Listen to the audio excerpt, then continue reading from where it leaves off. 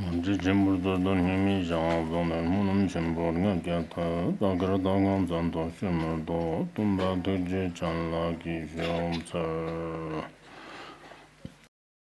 benefit beings, please generate bodhicitta before teaching. Today, we will talk about the classic of filial piety in traditional culture. There are only a dozen or so chapters left, and today we will discuss chapter 8. Why do we want to talk about the classic of filial piety? Some time ago, I also briefly talked about this with everyone. Nowadays, we truly currently live in an era of modern and vibrant contemporary culture. There is also a significant gap between modern culture and ancient or traditional culture.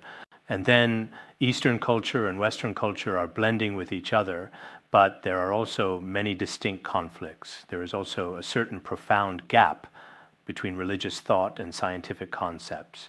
But people often find themselves caught in various complex and intricate intertwined contradictions in such a highly complex and intricate realm of profound thought. So sometimes if we only keep one particular aspect and discard the other, we might miss the complete picture. We are unable to fully integrate everything together. Eastern and Western cultures cannot merge, and neither can ancient and modern cultures. Religious thought and scientific concepts also cannot come together. Applying it in daily life, applying it in spiritual practice. So this is perhaps for us modern people. Some always believe that we must hold fast to ancient culture, that it cannot be changed, that we cannot go along with the times, while others completely change with the current era and are unable to take other things into consideration. At such times, sometimes we can take a learning attitude and observe, whether it's many monastics present here or those in the audience, or lay people who have received teachings through other means, we all may need to reflect deeply. In the comprehensive process of reflection, we can effectively solve many complex problems through learning. Some of the conflicting issues within us can also be resolved through study. Sometimes we all have inner conflicts or things we simply can't fully understand. These can often be resolved through learning. Indeed, if the complex knots in our hearts are carefully untied, life is actually not that difficult at all. Whether it's people of the past or people today, many of humanity's problems and sufferings, some of them truly are indeed things that we absolutely cannot directly address or resolve. So, a really significant portion of our human suffering, it wasn't really suffering to begin with, but because of our discriminating thoughts. Relying upon these very thoughts, we inevitably turn it into suffering. We truly convince ourselves that it is indeed suffering. In fact, in our daily lives, I often see that some of us, the very things that make us feel profoundly sad, deeply worried, or even utterly despairing, are really not that painful at all. But we often feel like we just can't get past this bottleneck. We just can't get over this hurdle, and we stay stuck like this. So whether it's understanding the relationship between Eastern and Western cultures or between religion and science, if we could truly comprehend these things, I indeed think that a lot of problems could be quite effectively resolved, especially for dedicated practitioners truly in this world. Many challenging problems that currently seem hard to address can actually be solved. So why are we talking about these cultures from over 2,000 years ago today? While studying, it seems we also have some different feelings, right? So today, let's continue with our discussion. What are we going to continue discussing? The chapter on governing with filial piety. Using filial piety to govern the country, to govern the world, and to manage the family. Of course, when it comes to filial piety, earlier we talked about 5 different types of filial piety, and we should understand it in a broad sense. Nowadays, many young people think that so-called filial piety just means having a better attitude toward their parents. Some people have also told me, oh, I don't need to read the classic of filial piety. I'm already pretty good to my parents. So it seems like they think they already understand the principles of filial piety. But if they actually studied it, they'd realize their own understanding is still limited. Because filial piety here isn't just about being good to your parents. What we usually talk about is actually somewhat different from this broader meaning. Now let's move on to the next part. Confucius said, "This is what he profoundly said. In ancient times, when truly enlightened kings governed the entire world with great filial piety, they did not dare to neglect even the ministers of small states, let alone even the dukes, marquises, earls, viscounts, as well as other barons. Therefore, they won the hearts of all the nations and served their ancestors well." Here he first presents several distinct and important points. First, at that particular time, Confucius profoundly said this. In the past, the enlightened kings of ancient times, That is, as we mentioned earlier, first the Son of Heaven, whether it was the highest king at the center or the most enlightened ruler, how did he govern the entire world? He did so through the principle of filial piety. At that time, in places like China, including the 6 states, and later many different ethnic groups that he had not yet ruled over, at that time when he wanted to govern the world, his governance might have extended across the vast expanse of Asia. So if he truly wanted to do this, if he genuinely wanted to govern the entire world, he dared not forget or neglect even the rulers and ministers of the smallest, most distant vassal states, because at that time there were actually many, many numerous vassal states indeed. It was much like the many provinces and cities we have today. There were a great number of them. A truly enlightened and wise ruler, a true and genuine king, was always very sincere and would never ever look down on or belittle any of these smaller, independent states. When the leaders or ministers of these small states or their rulers and officials were entrusted with any significant task, he would never disparage or scorn them in any way. All the more so, even more so, for the so-called dukes, marquises, and earls, and also viscounts and barons, that is, the ranks of duke, marquis, earl, viscount, and baron. Even today, some European countries still have this kind of nobility titles, don't they? It's roughly equivalent to what we now call county chiefs, governors, mayors, or provincial governors, something like that. So for the rulers and ministers of even the very smallest countries, for example, a village chief in a very small and humble country, if he didn't look down on or dare to underestimate even these lower ranks, then all the more so for the higher and higher levels, the top leaders, he would never look down on any of them. So the entire system at that time should have been such that it was similar to what we see now in the UK and even in Italy, where it is said all 5 noble ranks existed in the past. Even now, after the passing of the Queen of England, their dukes are also divided into upper, middle, and lower ranks. There are such distinctions. We can see in various different situations that their noble titles are still quite differently distributed indeed, very much so. Perhaps in some former kingdoms and countries these systems all existed. So these kinds of noble titles, of course, these titles should represent a kind of distinction in status among men.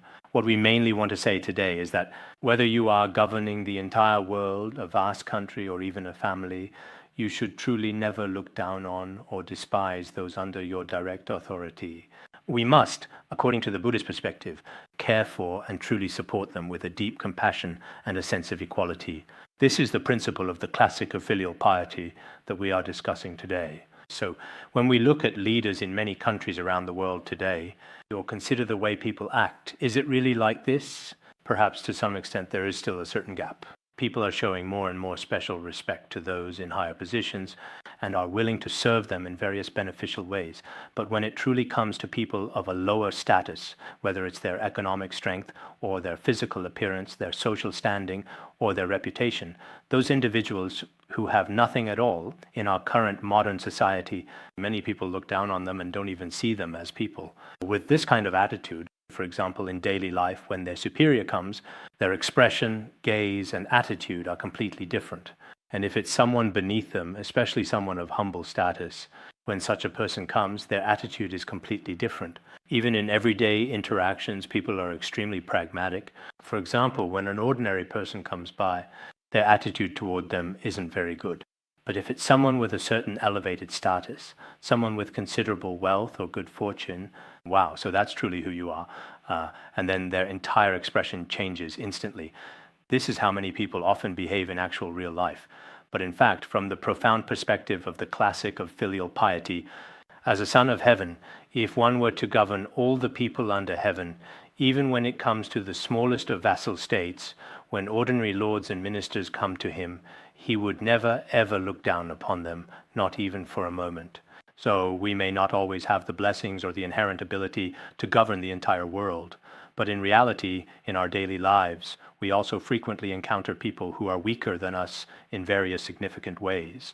We often come into contact with such people, and at these times, let's see if, after today's important lesson, everyone can truly care for them in the future. Because among all the countless people in this vast world, there are very, very few individuals who genuinely care about those who are weak and vulnerable. To be honest, there are indeed very few who actually do. According to Buddhist principles, this is exactly what we need to do. Whether it's spiritually or materially, we should help and support them. This is very important. So here it says, if we do not look down on such people, then we will win the favor of all nations. What does that mean? It means gaining the joy and approval of people from many countries and vassal states. In this particular way, one can effectively assist in the ancestral rituals of all the former kings. As we mentioned earlier, as the Son of Heaven in the future, that is to say, whether it's his ancestral temple or his forebears, those who have already passed away, the succession of these former kings, or the assistance in their ancestral rites, is highly valued. If there are always people participating, making offerings, and showing respect, it shows that the former kings have successors and that their legacy continues to flourish. But if his ancestors cherish memorial tablets or their ancestral temples are neglected and no one assists in the rituals, it means that this ruler has no hope. So what exactly is one of his primary methods? It is to say that he should care for and protect the hearts of his subordinates and all people. He should not act out of his own free will. Because as an enlightened ruler governing the world, he actually tends to have a great deal of arrogance. But such deep arrogance truly brings no any benefit to himself. On the contrary, it may even potentially harm his official position and his virtue. In the past, Mifam Rinpoche has also indeed said, Khenpo ngarjir shije pan ngarjir menna lagbaramzi omambe ngarjir opusha Khenpo ngarjir jerisha ngarjir menna lagbaramzi omambe ngarjir shije pan ngarjir yona genji ni. It seems he really quite put it like this way. Why should great beings really be arrogant? If they are free from pride, they are more dignified. Good for great figures to be without arrogance. Without arrogance, they are even more dignified. What use is arrogance for the inferior? If they are arrogant, they will be scorned by all, or they will be even more humiliated. If you are a despicable person, arrogance is of no use to you. Many people may end up discriminating against you even more, looking down on you even more. Because sometimes we see that even if someone is wise and capable, arrogance is still not good. If they are not arrogant, everyone finds them more approachable. If you are a truly inferior person and you act arrogantly, then many people will find it even harder to accept you. So in real life, indeed, those individuals with significantly higher status are very often more humble and much more approachable, truly. On the contrary, for these people who have neither merit nor talent, it is extremely, extremely difficult to speak with them or engage in association. There was a book I read before that said South African President Mandela, probably in the early 1990s, was imprisoned for over 20 years for the revival of his people. Later, when he became president, around approximately 1996, he was already quite old by then. At that time, there was a potential entrepreneur who scheduled a very important meeting with him to discuss some matters of cooperation with the government. But when making the appointment, he didn't expect Mandela's entire attitude to be completely different from that of other officials. The meeting was set for the morning, around 10:30, and when the time came, Mandela personally came to the parking lot to greet him. Then they talked, and finally, when it was time to eat, Mandela asked Wekwa, "Where is your driver?" The entrepreneur replied, "He's in the car." Then, to his surprise, the president himself immediately and diligently went to the driver's car, gently knocked on the window, and when the driver rolled it down and looked out, the president said, "Sorry to bother you, would you like to join us for a meal?" Then the driver was called over. After they had a meal together, the driver still had to drive them around. This was something that left a deep impression on both the entrepreneur and the driver. A small incident, but also a truly unforgettable one. For someone like a president who at that time was probably quite 78 years old, the attitude this sort of person displays towards others, the airs they put on, is not at all like the posturing that some minor leaders might generally exhibit. It's the same in our everyday world. It's also like this in the Buddhist community. We see it often. Maybe in others' eyes we might also be like that. Whether seeing Geshes, Khenpos, or Dharma teachers in Chinese or Theravada Buddhism, some Theravada Buddhism seems better. Many Theravada Dharma teachers, especially older monks, regardless of status, when you see them, There doesn't seem to be any arrogance in their minds. They are especially humble and accommodating.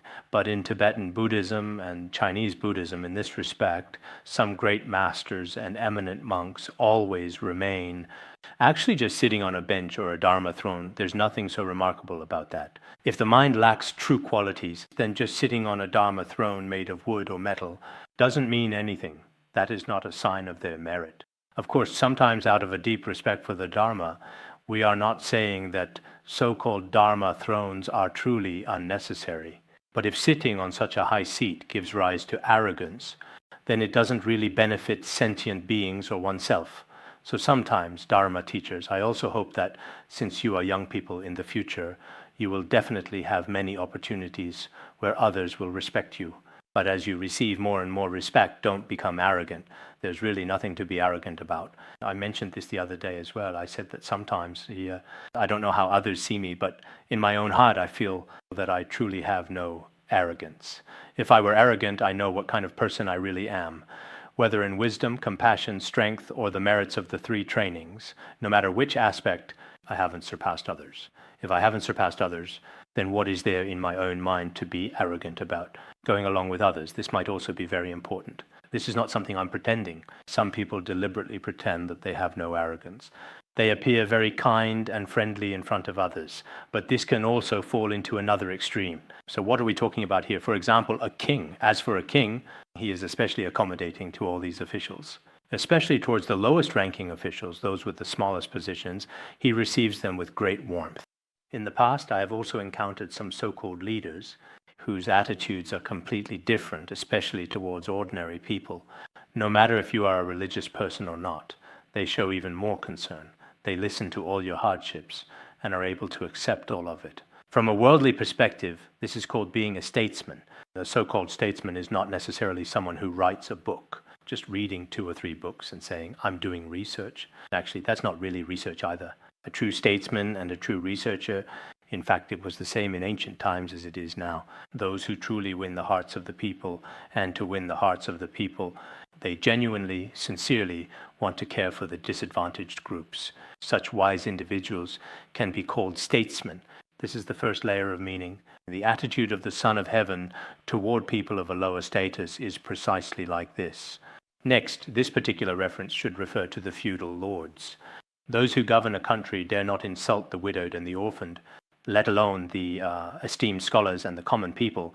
Therefore, they invariably win the profound favor of the people and diligently serve their former lords with unwavering devotion. So for the feudal lords, they govern their states through the principle of filial piety. This part is about governing a state, whereas earlier it was about governing the world. When it comes to governing a state, they do not dare to insult or belittle. They do not dare to insult or belittle whom? The widowers and the orphans. Widower refers to a man whose wife has passed away, we call a widower. And orphaned women, as everyone knows, refers to widows. Most people know that a woman without a husband is called a widow.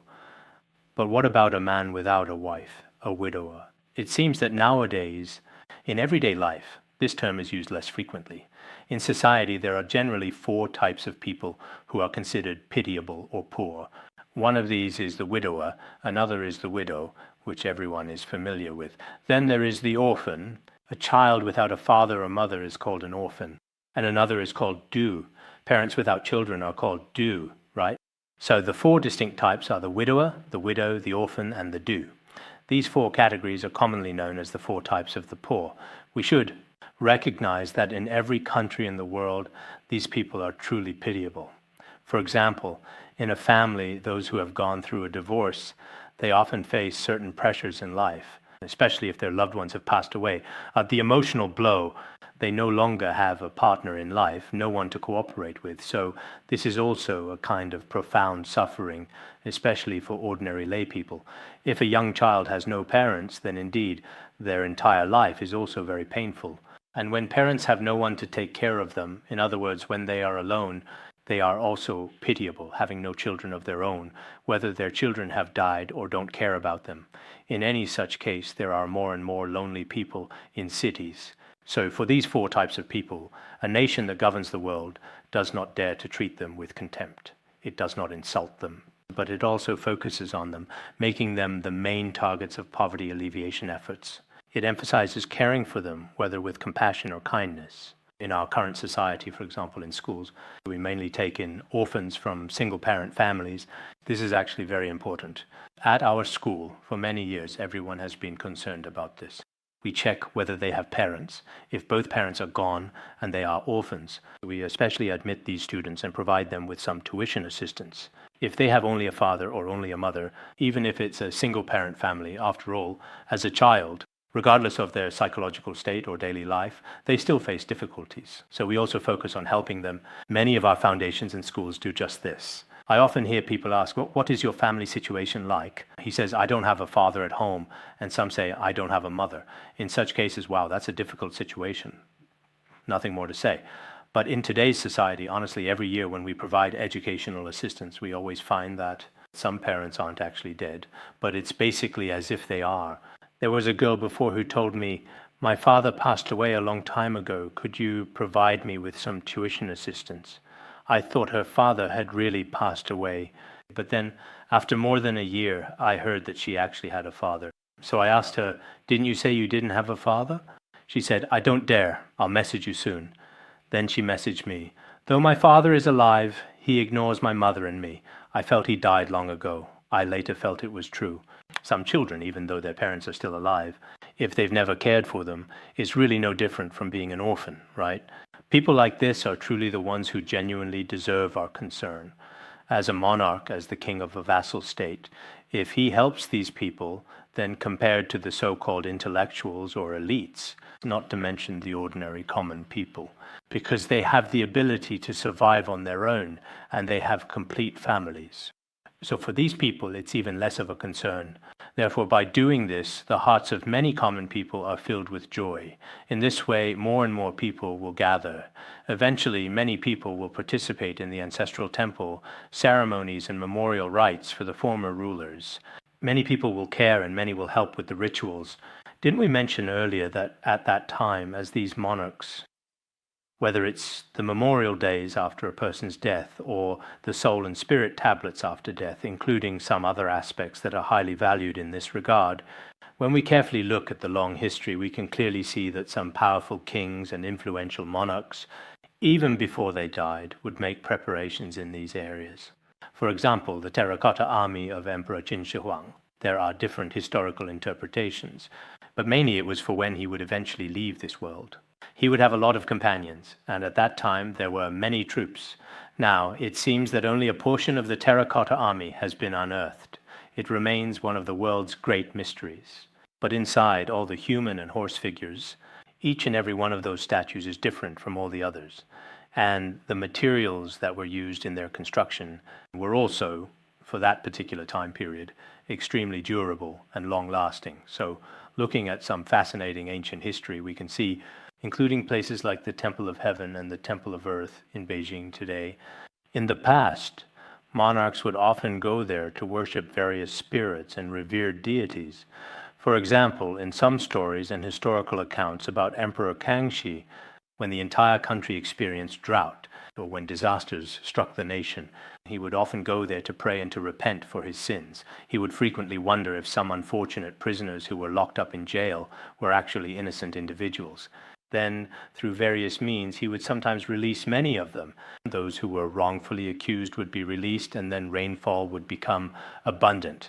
Back then, it seemed that ordinary people all depended on the weather for their livelihood. At that time, if a drought occurred, the monarch would first reflect on himself, wondering if he had done something wrong. That's why the Temple of Heaven is round, symbolizing the roundness of heaven and the square earth. There's a very similar saying in the world, isn't there? So nowadays, some hotels and even some homes, actually, when decorating, they also incorporate some ancient ideas. Some devoted Taoist friends even make a distinctive round structure in the middle of their small house, much like the revered Temple of Heaven, and carefully paint it blue. Then their small house is square, representing the earth. The harmony of heaven, earth, and humanity, this was indeed very important in the past. Even now in Tibetan areas, when offering to Dharma protectors, it's basically everywhere.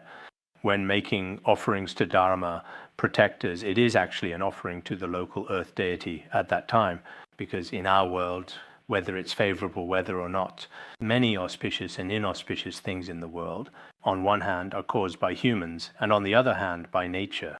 Nature itself, heaven and earth, has a certain connection to this. But now, especially after the Chinese Cultural Revolution, basically people see these old traditions as superstition. Later, after the policies were fully restored, although some prominent experts, respected scholars, and influential religious figures believe that not all ancient culture from the past is superstition.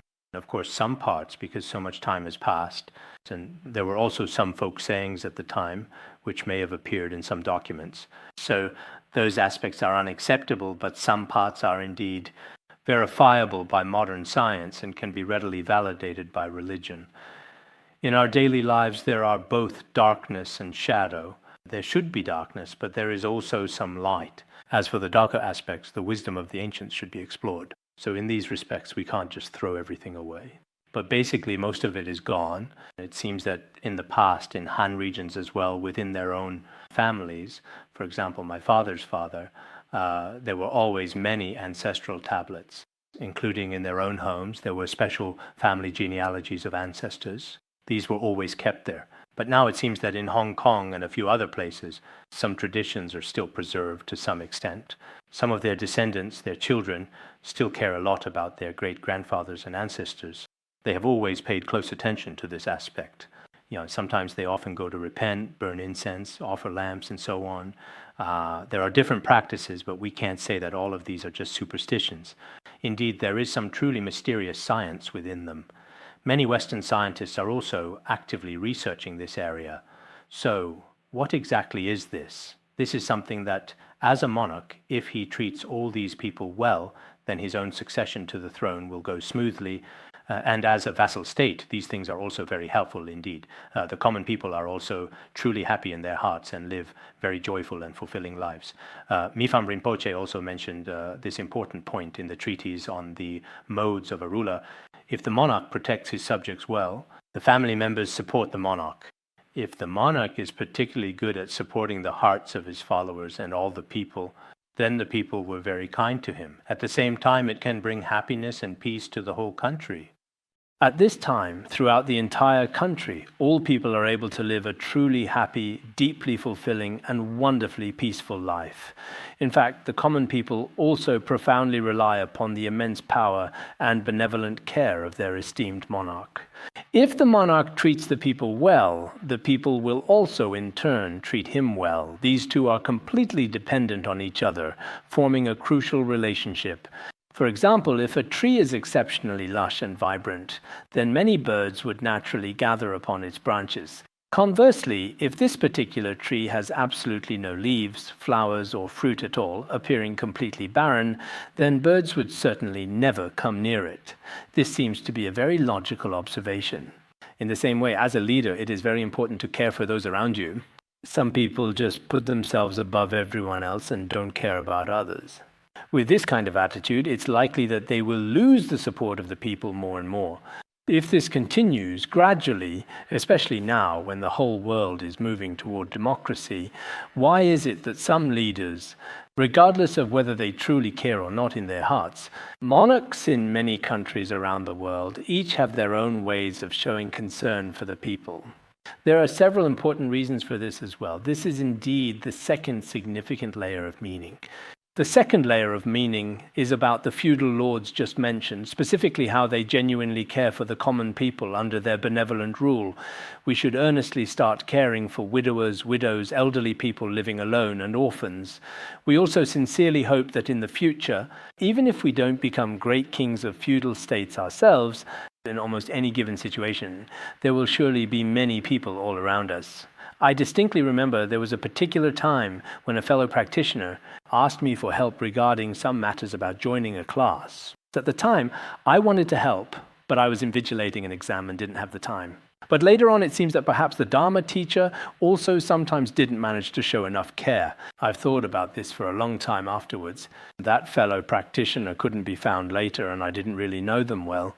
I would certainly recognize them if I were to see them, but I honestly do not know their actual name. So for some of us Dharma teachers, we should also extend our care and consideration to the individuals within our own classes. It is often observed that some of them may appear quite pitiful, genuinely unfortunate, or truly pitiable. Some Dharma teachers are really good, truly compassionate. For example, in many classes there are people who aren't wanted by others, but these teachers accept them out of their own compassion. After accepting them, they themselves also encounter many difficulties later on. But after some period of time, perhaps because some people are already very ill and some are just temporarily in a certain mood, especially some women, I don't know, it seems like in 2 or 3 days, for several days it's as if they're going crazy, but after a while they become completely normal again. Is this some kind of physiological issue or something else? I don't know. Honestly, I've encountered many such cases. When someone is in a particularly bad mood for a period of time, many Dharma teachers in different classes don't want them. But after some time, at that point, she is also very grateful. She thinks, oh, when I was at my most pitiful, that Dharma teacher accepted me. In the future, I must make great offerings to her. Some of our school teachers are also like this too. Some students are not particularly good looking, and their personal circumstances aren't great either. Their intelligence is also very low, and many teachers don't want them. But there are some teachers who take on this responsibility. They think, oh, nobody wants this one. But I still feel that if he drops out, it would be really pitiful. I want to take him in, and in the end, some of them really do succeed. So Dharma masters, we humans are just like this, toward those who are good, those who have blessings in all aspects, who have wisdom, good looks and power, people who have all kinds of good fortune. Everyone likes them. When such a person comes into this world, many people say, ah, what a beautiful child.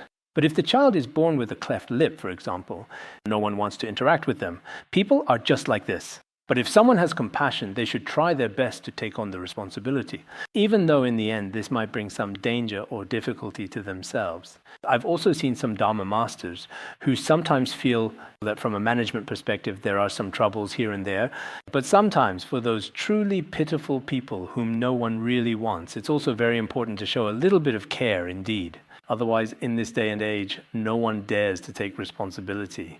They're afraid of getting themselves involved, afraid that later on, if they get implicated, they won't be able to explain themselves, so they'd rather not get involved. Isn't it the same in the world today, even globally? Oh, if you do less, if you don't do anything, there won't be any trouble. So in order to keep themselves blameless, they don't dare to agree to anything, don't dare to do anything.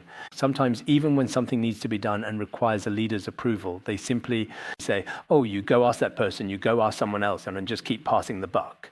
This kind of behavior actually shows a lack of sense of responsibility. If someone truly has a sense of responsibility, then not to mention those above, even towards those below them, when there are certain specific requests, you should really try your very best to listen. If you can solve it yourself, do your best to solve it. If you can't solve it, then give them a good response in a short amount of time. This is very important. It's a basic principle of being a decent person. Next, it explicitly states, those who govern a household truly dare not neglect their loyal servants and diligent maids, let alone their beloved wives and precious children. Therefore, by genuinely winning people's affection and trust, one can effectively serve their own family exceptionally well. Earlier, we talked about governing the world, then governing the country, and now it's about governing the family. So what does it look like to govern a family with filial piety? Earlier, we talked about the different ranks, like nobles, officials, scholars, and commoners. These are ordinary people. They don't have the responsibilities of running a country, nor are they national leaders, or indeed leaders of the world or the entire globe. So in this particular case, these nobles and officials, they focus on leading at the grassroots level or are more concerned with their own families. So what does it look like when they govern their families? They dare not be disrespectful. What does it mean to not be disrespectful? It refers to the servants and maids in their own households. Here, servants generally means male servants, and maids refers to female servants. In ancient times, most households had some of these, especially wealthy families who had both male and female servants. As someone managing a household, when it comes to the servants and maids who are not their own relatives, it is important to consider their well-being and treatment. After all, they are outsiders, and their status is also very low. But they would never be disrespectful to them. They still treat them with a lot of respect. Sometimes we see that some people, it seems that nowadays in Han areas there are fewer male servants.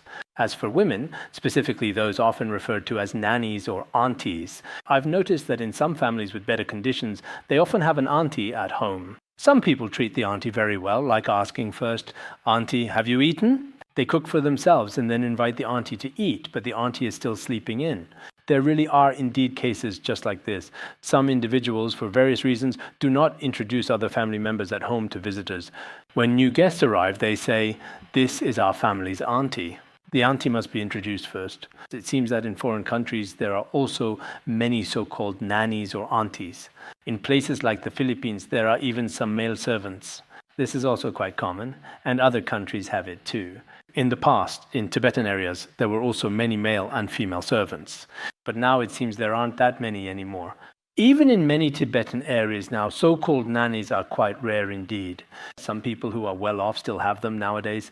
But as someone who actively manages a household daily, they are also very respectful towards the male and female servants at home, always showing them great respect and treating them well with them at all times. Let alone one's own wife and children, there's even less need to mention them. If one truly treats the people within the household like this in general, then through this approach, he wins the happiness of his family members. By serving in this way, he truly begins to show due respect to his own beloved parents. It seems that the words used by people in ancient times were always very precise. Moreover, their ultimate goals were all truly quite different. If it's about managing a household, he achieves harmony among all family members. Even to those in the household who are the lowest or most humble, if you can show such profound respect to them, then there's even less need to truly mention other individuals. So, whether we are devoted Buddhists or those who are not Buddhists, in fact, families are the basic units of our society. If the family unit is truly harmonious, then everything else in life can also become harmonious. Therefore, when it comes to our cherished family members, sometimes, with our beloved family, there may indeed be good karmic connections as well. There can also be negative karmic connections with family members, just as Gadayana once said.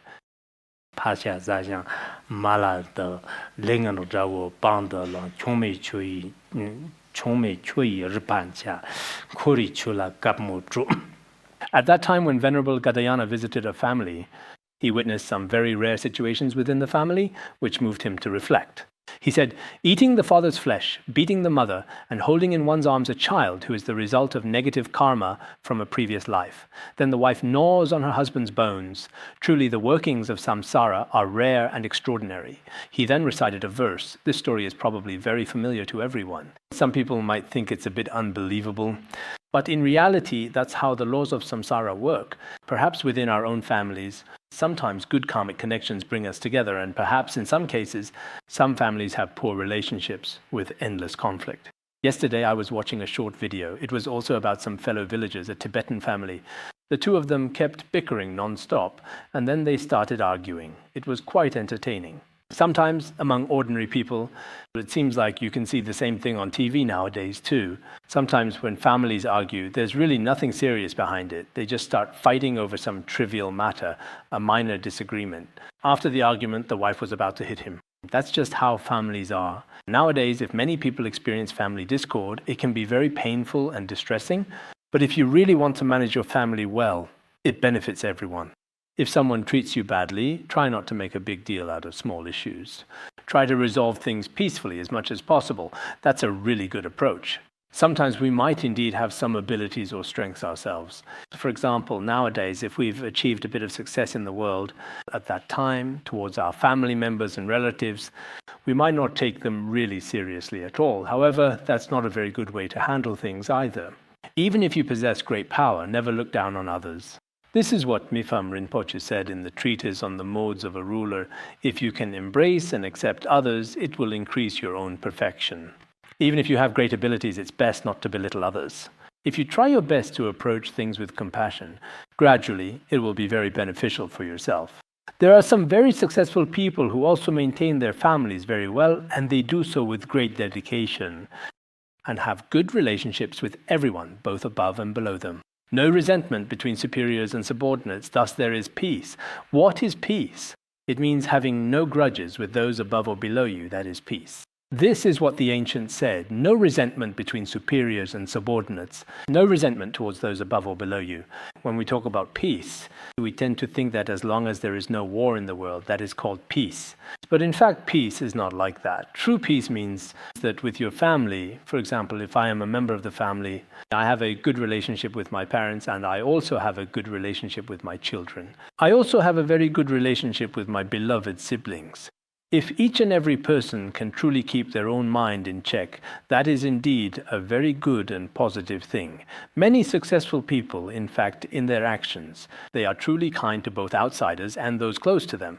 And even the very simplest of things they can explain with remarkable clarity. I once read in a book about the legendary Li Ka-shing, widely known as the richest Chinese businessman. At that particular time, Li Ka-shing had probably not yet officially retired. There was also a prominent real estate developer who, in later years, also became incredibly famous.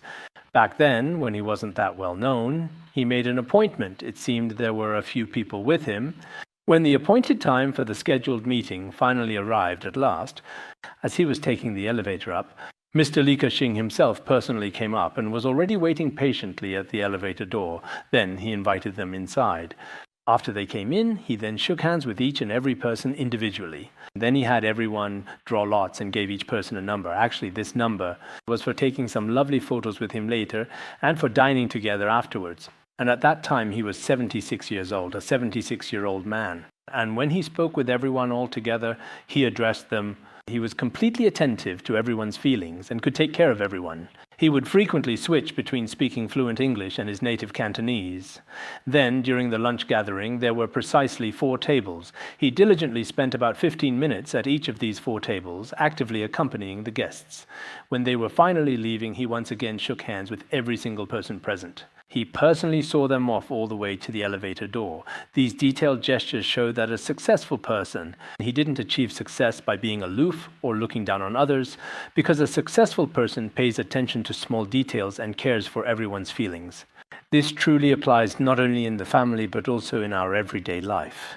It's built up bit by bit, little by little.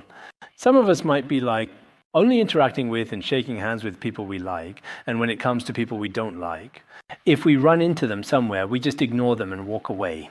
That's a very bad attitude to have. It is certainly true that sometimes, for example, when 3 or 4 people are together, some of us Buddhists are like this too. I've seen it often. Sometimes I often observe the people around me. My eyes are truly pretty sharp.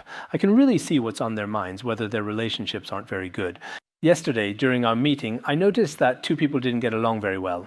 So I deliberately asked them to sit next to each other, and then one of them came over, ready to sit down. But as soon as he saw that person, he didn't sit there and went to sit somewhere else. This is a practitioner, but even they act like this. So sometimes when we eat together, those who get along well will say, I'll sit next to you, that's great. But those individuals who truly don't get along well will immediately go and sit quite far away in another completely different spot. Nowadays, our hearts, we often tend to create unnecessary knots and significant barriers for ourselves. These walls of separation aren't built by others, we build them ourselves. So sometimes people's hearts can indeed be quite frightening. Whether it's towards family or others, we should start from the small things. At first glance, these seem very simple to us and are just worldly matters. But from a Buddhist perspective, all sentient beings are truly equal, especially those individuals who treat you poorly or have issues with you. You should embrace them with even more compassion. This is a kind of courage that bodhisattvas have. What exactly does this statement truly mean? Next, it clearly states, therefore, when one is alive, one inherently brings a profound sense of peace to one's beloved parents. When performing ancestral rites, the spirits receive the offerings. So perhaps therefore doesn't have any real meaning here. Therefore just means, as mentioned above, whether it's the emperor, the powerful feudal lords, or other influential high officials, if they show respect and filial piety to their parents, family, and even those of lower status, then when their parents are alive, when they are still living and residing in this very world, they are also very happy and very joyful, because their beloved children are truly doing so well. That's the reason. After they eventually pass away, after their inevitable death, ancient people generally believe that after a person dies, they become a spirit. This spirit can also enjoy the offerings you make during ancestral rites. At that time, it seems that Buddhist ideas hadn't yet been introduced. So generally, even now, people believe that after someone dies, including during our Qingming festival, when many people burn paper offerings, your ancestors have already died and become spirits. And when you burn money for them, they are able to receive it. Of course, you could also say that this spirit isn't necessarily what we typically call a ghost. But at that time, people believed that the soul existed. However, as for how exactly the soul exists, it wasn't clearly explained. Actually, it's like this. When the parents are still alive, if their children are very successful, it is also a source of pride for them. And then when they die, if someone performs rituals for them, you could say someone is helping them transcend. So this is also a form of filial piety toward them. And that's why ancients cared about people while alive and cared after they died. So from this perspective, according to Confucius, after a person dies, it's not as if everything disappears like a snuffed out lamp with nothing left. There is still a kind of soul that exists. And as for the soul, if we perform rituals for it, of course, perhaps at that time, the rituals performed by the ancients were mostly offerings of meat and things like that. So this kind of ritual offering, anyway, they believed it held a certain significance for the deceased. Of course, as for this, I've talked about it before as well. In Tibetan Buddhism nowadays, this aspect is done very well. For example, if your parents pass away or your grandparents pass away, at that time, if you miss them or want to perform some rituals to help them transcend, you often make some offerings. Not necessarily a lot, just a small gesture. Whether you meet a great monk or master or go to a monastery, do a bit of virtuous deeds. As for virtuous deeds, I mentioned this before when I taught the Bodhicariavatara and words of my perfect teacher. For example, when my parents passed away, at every Dharma assembly, I'd write their names, hand over 5 or 10 yuan to the monastic community, and ask them to perform rituals for their liberation. This is very helpful for the deceased. Also, if you don't know the names, for example, of your parents or other ancestors, write all their names on a slip of paper. I see that in our Tibetan region, it's also common that the names of the deceased or the names of those who need blessings, writing them down is also very important. Yesterday, someone said he was possessed by a spirit. It seems his younger or older brother died in a car accident. Since then, it's as if a spirit or ghost attached to him. I told him to write the name down for me, then I would recite scriptures for him when the time comes. I don't know if it will have any effect or not. But for him, a name is also a kind of symbol. After a person dies, if they become a ghost or a deity or whatever they turn into, when you call their name, they will pay attention. And some beings in the Bardo state are especially sensitive. People whose hearing wasn't good in life, after death, their hearing becomes sharp. Those whose eyesight was poor, after death, their eyes in the Bardo state are quite good. Saying that so-called ghosts and spirits don't exist is just nonsense. For example, whether we have nightmares or go to some extremely frightening and dangerous places, especially when we come into contact with those who died unnatural deaths, there are still some death spirits present there. They may not necessarily be the actual person who died unnaturally. The possession I mentioned may not be by his brother, but rather by the ghost or spirit that caused his unnatural death. Sometimes they use his appearance to frequently disturb you. And you, because of your own thoughts of attachment, always believe, maybe it's my elder brother or someone coming to find me. Your thoughts of attachment are known by spirits and ghosts. They appear in his form. Sometimes, for example, after my loved one passes away, I often frequently dream at night of the vivid image of the deceased person. But in fact, that person may not really be them. Even if it is them, their original appearance is gone. That has disappeared, but why does it still appear before you? Certain spirits or ghosts disguising themselves as them to come to you. Because you haven't realized emptiness and constantly long for them, this longing gives spirits and ghosts an opportunity to approach you. So if you encounter such situations, recite Avalokiteshvara mantras for them and perform rituals to help them move on. In this way, the spirit or ghost will also disappear immediately. And you need to understand that it is not really them. For example, if someone who died a violent death often appears in your dreams, it's not actually them. At that time, it's likely the death spirit associated with them. It may be interfering with you in this way. At such times, let's talk about this later, but for your deceased relatives or friends, you can submit their names at the monastery, and the offering doesn't have to be much. Doing this is beneficial for the deceased. So for us, matters of life and death are extremely important. Whether it concerns ourselves or indeed others, this is still absolutely necessary and fundamentally important. Thus, the entire world will finally be at peace and harmony. Disasters will not truly arise, will not occur. And chaos will certainly not occur. If you truly possess this profound sense of filial piety, then all people in the world will truly attain all peace. Disasters, generally referring to those from the heavens or nature. As for harm, it usually refers to things like droughts. Natural and man-made disasters, these will not occur. As for calamity, this means disturbances from spirits and deities, which will not happen. And chaos means unrest among the people of the nation. These phenomena will also not exist. You could say it would be a time of favorable weather and harmony, with peace and happiness throughout the country. If the king or ruler treats their own family very well, and after someone passes away, they perform proper rituals to help them move on. They also care about the souls of the deceased. We often say, "Bless the living, deliver the dead." Often people recite scriptures, and at such times they frequently say that the living should be safe and well. For those who have died, we wish for them to be free from suffering and to be happy. We should also think this way in the future, while people are still alive. The main and most important point for today is that those below should really care for them, right? As for those above, there's no need to mention it. Everyone tries to curry favor with their superiors. Even in a small department of just 7 people. People are very polite to the leader in person, but behind their back, it's not always the case. Whatever the leader does, those below are always gossiping about it. This has been the case since ancient times. But I think as practitioners, we shouldn't talk too much about the faults of those above or below. As practitioners, if it's necessary, we can mention something. But when it's unnecessary, some people just have that kind of personality. Of course, as for ordinary people, when the leader comes, they say, "I've missed you so much. Leader, you're here." But as soon as the leader turns to leave, even before they're out of earshot, they start saying things like, "Wow, this person is such and such." Their attitude completely changes. And often leaders themselves don't care about their subordinates, which isn't good either. Therefore, the wise king governs the world with filial piety. So as mentioned above, such a wise king governing the world with filial piety is just like this. Next, he cites a scriptural reference. The Book of Song says, "One who possesses awakened virtue, all 4 corners of the land will follow." Here, awakened seems to mean great or lofty. If one possesses such great and noble virtue, then all the nations in all 4 directions of the earth will submit to him. It's not about ruling by force, but about winning people over with virtue. Because as an official, as a ruler, one should not be arrogant or haughty, but rather very approachable and accessible, truly caring for everyone from the very bottom of one's heart and soul.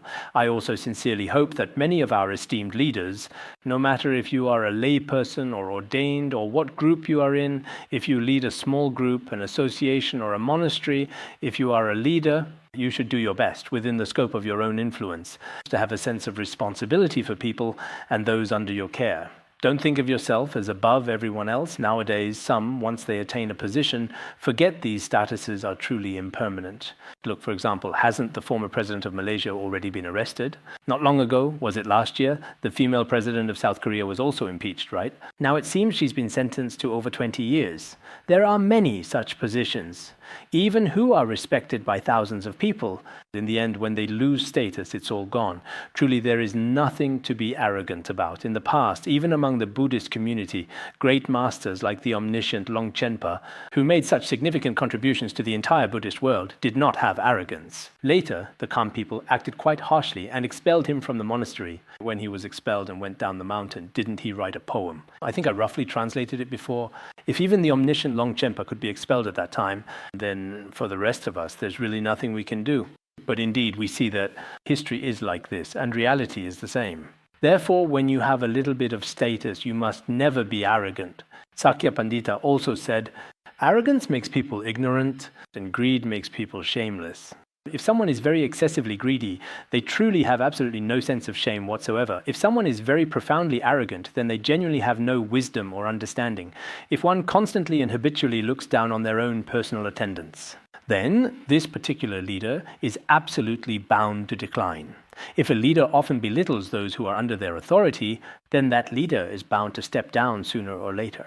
So if you maintain your followers or your people with virtue, then that leader will rise higher and higher, like a soaring dragon ascending to the heavens. In the end, he will be able to govern the world and have a very promising future. Therefore, the more merit you have, the less arrogant you should be. To sum up today, earlier we talked about the filial piety of the emperor, then the filial piety of the feudal lords, and the filial piety of the high officials, 3 types of filial piety. One is about governing the world, one is about governing the country, and one is about governing the family. If we sum it all up, it means we should not be arrogant. Please do your very best to fully go along with everyone around you. That effectively concludes today's content and discussion for today. I hope everyone will protect all beings with compassion and a sense of equality. This is something that Mahayana Buddhism approaches with a very inclusive and expansive mindset. Those of us who have diligently studied Mahayana Buddhism all understand this very well indeed. All right, that's all for today.